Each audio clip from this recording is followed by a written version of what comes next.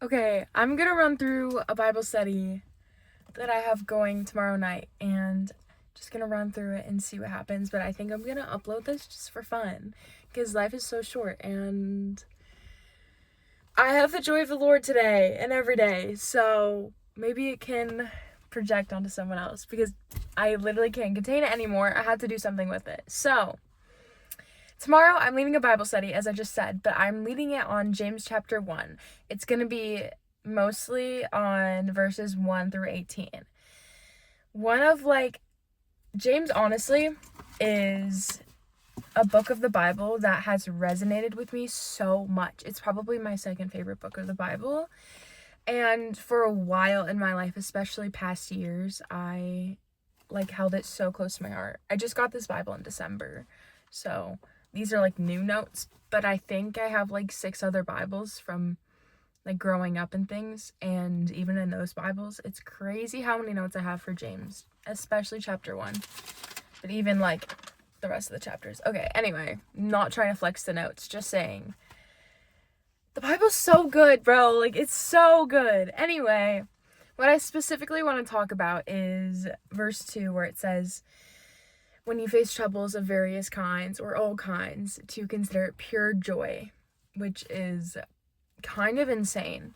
And I don't have some extreme testimony. I've been raised Christian. I've always been a Christian, but I can't imagine reading that in the eyes of an unbeliever because they don't necessarily have that reality. They don't trust in God for their salvation or to pay the debt of their sins. They might not even believe in God or any God.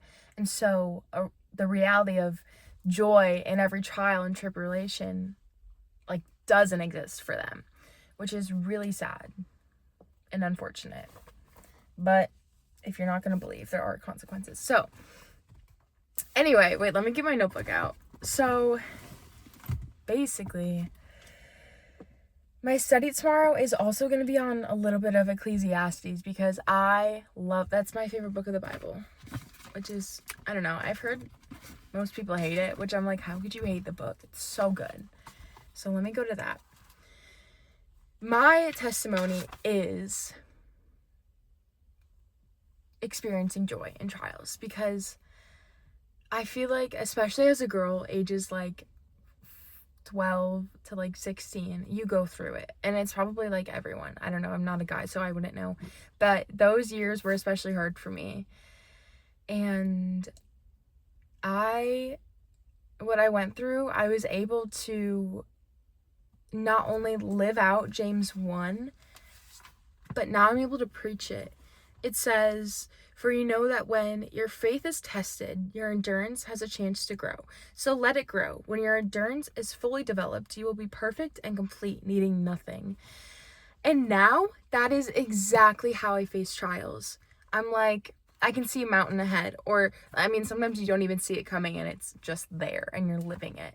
And now I'm not saying I'm always experiencing joy, but it quite literally is a lot of the time, or most of the time, because it also is just a trusting in God, that God is a good God. And if you trust that, and you know that from previous times in your life, you have to know that God is leading you through something for a reason, and you are going to become so much better because of it.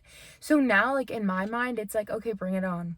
Let me become better, because I'm not a slave to my life, but let me endure it and let me get better because of it. And it's I'm only on this life. Well, that goes into Ecclesiastes, so let me flip there. But I'm only in this world for a very short amount of time. And so, you kind of have to have this, outside perspective where it's what is my life? It's not even mine. I have dedicated my life to Christ. And so to have an outside perspective of wait, I'm here, but I'm gone. I could be literally gone tomorrow or next year. And so what would I do? Or don't I want to become better in as fast as possible. I don't want to wait 50 years to be a changed person. And there's a cost with that for sure, because I look back on myself even a month ago, especially a year ago or 2 years ago, or back even further, like, I am a totally different person in a good way. And that is why, if you are living out James 1, and trials and tribulations do bring you great joy, and you're becoming complete, and God is perfecting your character, then you are going to be able to look back and not resonate with the past version of yourself, which honestly is a really good thing. It's like bittersweet. It tastes sour because you're like, ooh, like, I did those things last year. That's crazy. Like, this is how I would do it now. And it doesn't feel good. It's kind of like, oof. But it's the best thing, because then I think I would not want to look back and be like, yeah, I'm the same person. Yeah, I have the same perspectives, the same mindsets. Yeah, I would go about it the same way. That is probably not healthy or good for you. So anyway, Ecclesiastes chapter 5. I was just reading this to someone and praying it over them because they were in a rough spot, and I literally was flipping through the Bible, and again, Ecclesiastes is my favorite book of the Bible, and I was like, Lord, like, let something pop out. And I had this highlighted, and I was like, it's just so good. Okay, so it's verses, I'll go like 15 through the end. It says, we all come to an end of our lives as naked and empty-handed as the day we were born. We can't take our riches with us. And this, too, is a very serious problem. People leave this world no better than the way they came. All their hard work is for nothing, like working for the wind. Throughout their lives, they live under a cloud, frustrated, discouraged, and angry. Even so, I noticed one thing, at least, that is good. It is good for people to eat and drink and enjoy their work under the sun during the short life God has given them, and to accept their lot in life. It is a good thing to receive wealth from God and good health and to enjoy it, to enjoy your work and accept the lot in your life. This is indeed a gift from God. God keeps such people so busy enjoying life that they have no time to brood over the past. And that is my testimony. I am someone who, like, in order to get over things, I just have to think about it a lot. I have to journal it. I have to talk it out. I just literally have to think about it. And so most of the things I have to get over are like negative things, let's be honest, because it's easier to get over good things, good things aren't necessarily like you don't have to get over them. And so, especially when I was like in my younger teenage years, like maybe like 13, 14 or younger, I was just in a spiral. I kept thinking about these things and I wasn't enjoying the life I currently had. And so I would say for a good 3 years now, I have been consistently praying pretty much every day, Lord, let me have the mindsets and perspectives that you want me to have. And I pray that like in a vague way, but I also will pray over very specific things, whether it's about a person, an event, a test, or like, I don't know, anything, literally anything. And then the second thing I pray is, let me not desire things that you don't yearn for me to have. And my life has seriously changed because of it. And I think we don't realize how much God wants us to enjoy our lives. He gifted us such beautiful things in life. The way he crafts us as humans, the way he allows us to feel emotions, like, it's so beautiful. We don't realize how much joy he does want us to have. Like, he's saying even when your life is tough, even when you're enduring trials, even when all you can do is mourn, you can still have joy. So how much more should we enjoy life in the day-to-day? And so that is literally my testimony, is this last verse. God keeps people so busy enjoying life that they have no time to brood over the past. And that is my line, because my life, let me tell you, it is crazy. It is chaotic. The things that are happening are just insane. Like, it's hard for me to process it. But for the most part, it's all good. And even if it's good, or even if it's not good, I still have joy because I understand it's developing me into a better person. And so when you have that mindset, it's like, wait a minute, I can't lose in life. I literally cannot lose in life because I can't lose my salvation. Even if I die, even if things hurt me, people hurt me, I'm going to heaven to meet my creator, and he's going to be well pleased. So, like, what can mere men do to me? What can you take away? Nothing. Like, to have that mindset in life is genuinely so freeing, because it's like, yeah, I can have a bad day maybe at work, or maybe I don't do well on a test or whatever, but it's like, to have a better perspective in life and to have the mindsets and perspectives that God wants you to have, huge, literally game changing, because nothing can hurt you. And it's really healing to experience joy that God wants you to experience.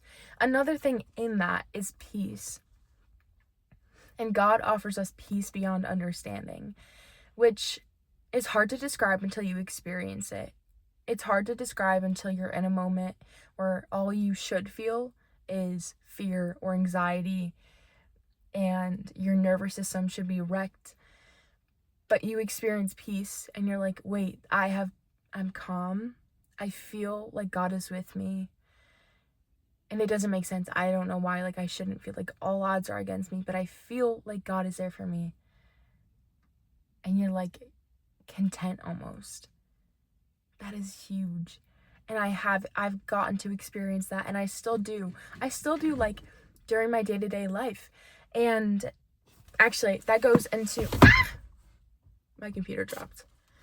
It goes into Galatians chapter 5, the fruits of the Spirit, where it says, but the Holy Spirit produces this kind of fruit in our lives: love, joy, peace, patience, kindness, goodness, faithfulness, gentleness, and self-control. Mic drop. And so actually the fruits of the Spirit, it's called something, I feel like not a lot of people talk about this, and I'm like, why don't we talk about this? Basically, there's this thing called Hesed. Don't ask me how to spell that. I'm not really sure. But but it is a legal binding agreement between you and God. When you are granted salvation and you receive Christ, and you, from that moment on, there's a legal binding agreement between you and God. And so when you pray, like in the moment, Lord, I need a little joy in my life right now. Lord, please grant me peace. Like, this is stressful. I can't handle it. He is legally obligated. Look it up, bro. Do your research. He is legally obligated to give you those things. And it's like, when we doubt, because then I'm like, wait, but like, would he really? Well, don't you believe he's a good God? Don't you believe he wants to?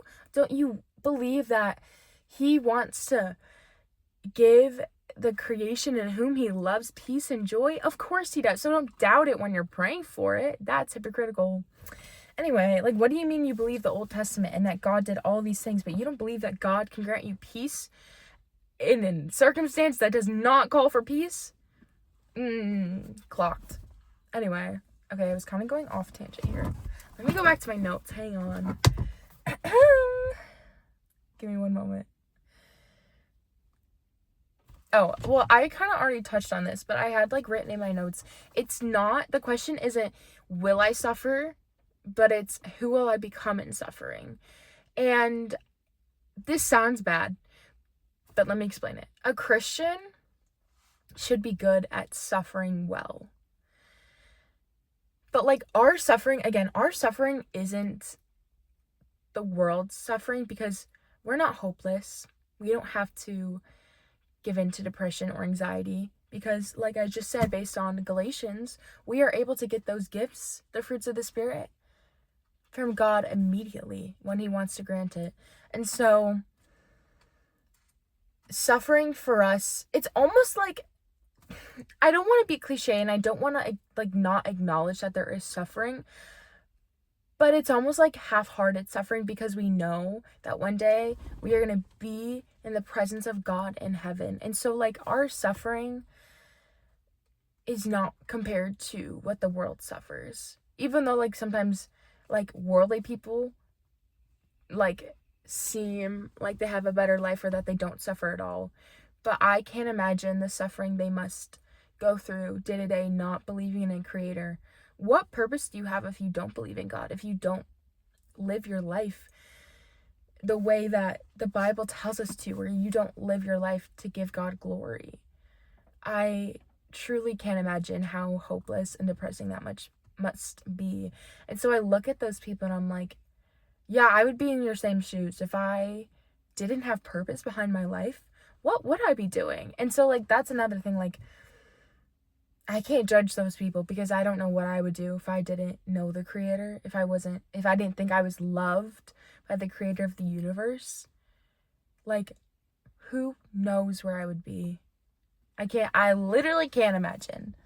Anyway, okay, wait, let me go back. Oh, something I want to talk about tomorrow with, like, application is listing what you're thankful for. And I know it sounds really cliche, especially growing up. People, like, I would watch videos, like, and they would be like, when you wake up, list 10 things you're thankful for. And it's like, okay, like coffee, the Bible, Jesus, you know. But scientifically, now I looked it up, apparently there's no official research, so, like, that kind of bums me out. I was like, what do you mean? I've been telling people this for a long time and there's no actual research about it. Anyway, maybe there is. I don't know. I must have not searched that hard. But gratefulness cancels out anxiety, because anxiety... Wait, let me look through my notes. Okay, anxiety is heavily connected to your brain, but specifically the amygdala. So is thankfulness. And so they both can't coexist. And actually, that's backed up in the Bible somewhere, but I can't think of the verse, so my bad. But I, like, practice this day to day. If I'm feeling, like, a little shaky, like, I like physically, like, my hands will physically shake if I, like, have anxiety or something like that. And so I'll be like, wait a minute, hold up, stop. What am I stressing about? Number one. Number two, like, what am I grateful for in this moment right now? Like, I have this coffee, I have my laptop. I'm like, I am so thankful. Like, what do you mean I'm stressing? But I mean, like, my car that I loved, that, like, I work hard to pay for, and I have jobs that I'm so thankful for, and my bosses are truly amazing, and I live in America where I'm free. Like, there's just so many things to be grateful for, and it kind of, like, it humbles you, and it puts you in a place that's like, wait, okay, so why am I stressing that, like, I did bad on a test, or these people don't like me, or whatever, which is a whole other thing. Don't even get me started on the topic of, like, caring what people think. I kind of want to go down that rabbit hole, actually. Should I? No one's really watching this anyway, so it's fine. Okay. Caring what people think, it only... I don't want to say it only does harm, because there are some opinions that are like, okay, like, not objectively true, but you have a point there, right? But when it comes to caring what people think and how they view you, like, their opinions, and, like, if you're like, oh, I don't know if I should do this, or if I should wear this, or if I should update my style specifically, because what if people think I'm weird? What if I post this and people are going to judge me? And it's like, I've really gotten to a point where it's like, well, first of all, if they're judging you and they're being harsh and they're being mean, like, low-key wouldn't want to be them anyway. Sorry. Like, I don't know if that's, like, bad, but, like, truly, like, Ecclesiastes said, like, truly accepting my lot in life, I have done that, and I have sat with it, and I'm happy with it, and if there's anything I'm not happy with, I'm gonna change, and I'm gonna implement something different, and I've accepted where I am and who I am, and I'm only gonna become better. Well, that, I don't even know what I just said. I'm only gonna become better through trials, and so I don't look at anyone else. Like, there's genuinely no one else in the entire world I would rather be than me. Which, like, sounds so cliche, but I don't mean it in a cliche way. I mean that seriously, fundamentally, and, like, internally. I am so grateful to be Ariana Addison, and I wouldn't be anyone else. So if people are hating on you and you're like, you know they are, that's embarrassing for them. What do you mean you're judging someone else? Like, they're obviously not happy with themselves. And I found that to be the case a lot.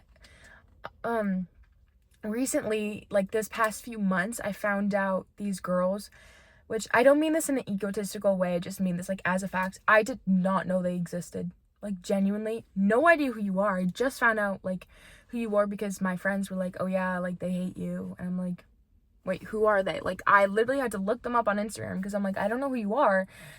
How do you know who I am also? But like, they were hating on me, and it was just like, sorry, like, how, like, first of all, we've never met, so like, you obviously don't know me, so you're judging off of what, my Instagram? Because I don't have TikTok. Maybe someday, but like, not right now. And like, that I do music, okay. But then the other thing I heard was that they were like, my friends were like, yeah, but they say like they're jealous of your faith. And I'm like, what do you mean? Like, I was like confused. I was like, what do you mean they're jealous of my faith? They were like, yeah, like, because I guess they've tried to go to church and it just doesn't click for them. And I was like, that makes sense. Well, no, not that it, wait, that doesn't make sense. Or like, it, okay.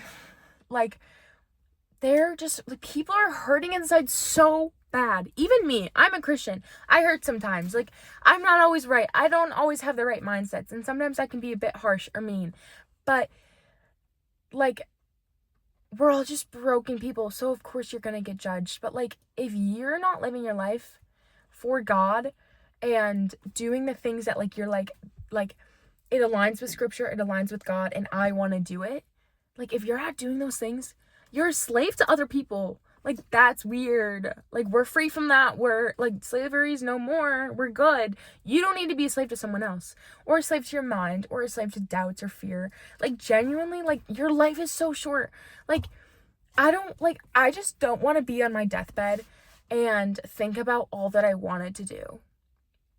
And think about my dreams, or like, oh, I wish I actually posted this, or I wish I actually took this step because, well, I didn't because I thought these people were going to judge me. Well, they're going to die too. Like, sorry, I don't mean this to be morbid, but like,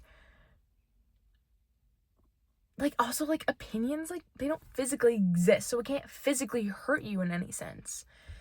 I don't know, I just think you're above caring what people think of you, because it's so old. Like, that's so, like, the past you. Again, like, as long as you're in line with the scriptures and what God is telling you to do, and it's like harmless things, like, as long as you're not hurting people or anything, like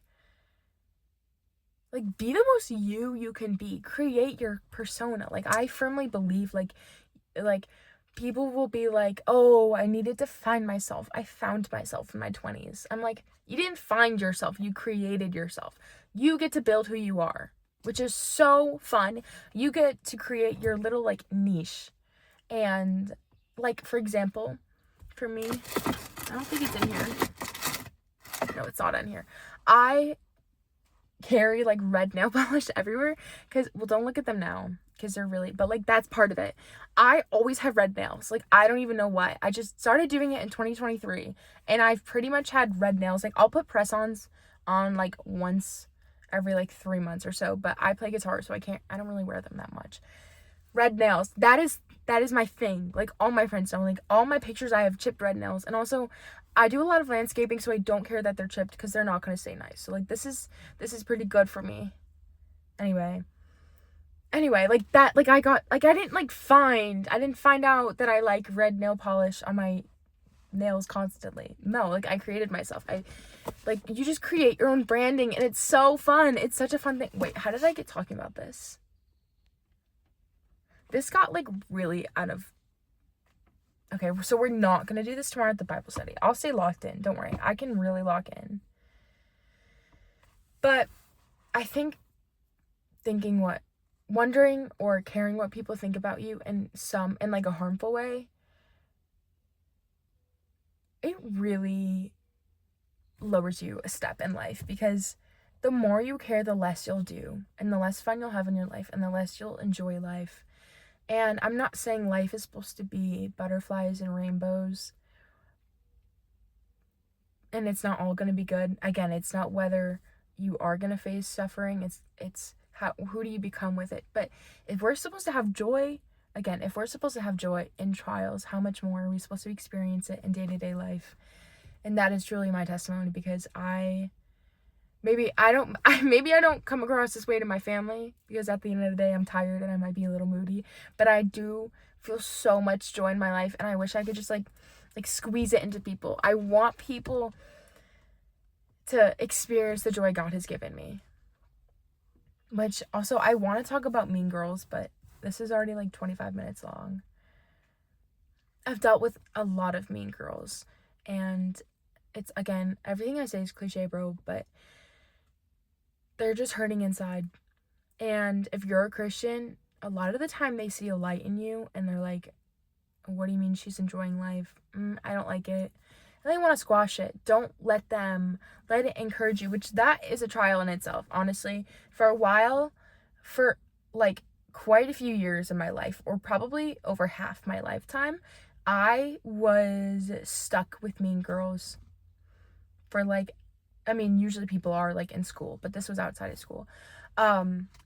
Hours on end. I was the youngest, and so in the group, so like that was not the best for me, and they hated me, and I had to, like, dealing with mean girls is not fun, but like it's kind of unserious. I don't know, I'm just kind of an unserious person, like, because I feel like just life is somewhat unserious, because like it's unserious for me because I know where I'm going, I know where I'm headed, and I know that, like, I just have such a foundation in life that God has granted me, that, like, that's in God, that I'm like, the rest of it, what's gonna happen is gonna happen, and I'm just there for it. I'm there to have fun.